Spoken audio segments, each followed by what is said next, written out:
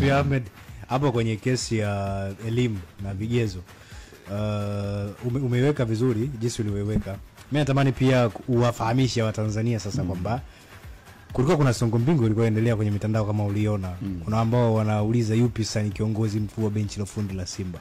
Ni Suleiman Matola ambaye sasa hivi atabika kama head coach ama ni Pantev ambaye ni manager. Yupi ni mkubwa? Pantev, okay, manager. Sawa. Yes. Labda iko kingine kiko hivi ambacho wengine pia watu hawajakielewa sawa sawa. Pantev ni manager mkuu wa Simba Sports Club. Unapokuwa manager maana yake wewe ni manager, unafanya kazi ya managerial, lakini ndani ya umeneja wako una ukocha vile vile. Unapokuwa kocha, wewe kazi yako ni coaching tu. Majukumu yake ni haya mawili tu. Kusimamia na kuongoza mazoezi na kusimamia na kuongoza mechi. Mambo mengine hayamhusu. Na hii ni title tu. Lakini hata hii kazi ya manager alianza kuifanya Fadlu Davis wakati yuko Simba Sports Club.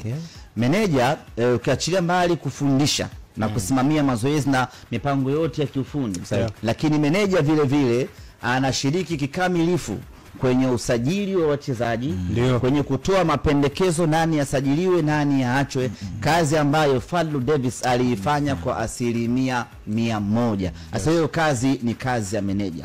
Na kwa wenzetu anakwenda mbali zaidi kama nutrition manini, yani anapanga kila kitu cha mchezaji mpaka muda wa usajili manager ndio anapanga bana huyu kwa ninavyomuona mpeni mkataba wa miaka 2 au huyu kwa ninavyomuona mpeni miaka 5 au mpeni mwaka 1 lakini kwa thamani yake na kwa uwezo wake huyu mpeni mshahara wa dola 2000. Kazi ya manager hiyo anafanya.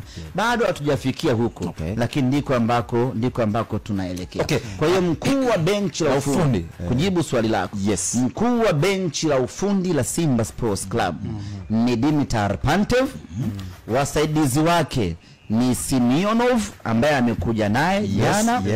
Yuko Selemani Matola, yuko Patrick Royemam ambaye ni meneja wa kikosi sasa. Yeye sio timu kiujumla, yeye meneja wa wachezaji. Jukumu lake ni kuhakikisha ratiba ya timu imefuatwa sawa.